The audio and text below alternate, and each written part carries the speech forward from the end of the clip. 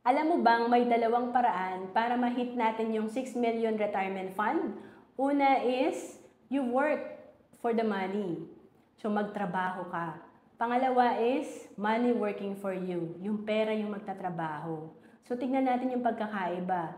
Kung ikaw ay magtatrabaho para sa pera, kailangan magtrabaho ka for 30 years na kumikita ng 200,000 para ma-hit mo yung 6 million.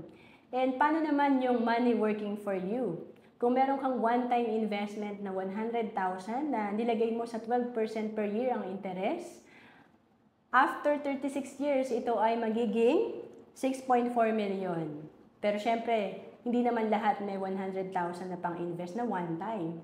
So, kaya pa rin pala nating ma-hit yung 6 million kung meron lang tayong 1,000 per month na budget or pang-invest. Kung nilagay mo yung 1,000 per month mo sa investment na kumikita ng 12% per year, after 36 years, may hit mo rin yung 6.4 million. So again, importante, may disiplina tayo. Hindi naman kailangan ganun kalaki ang ilagay natin. Importante lang nagagawa natin ang paglalagay ng pera or pag-i-invest consistently. To know more, comment ka lang.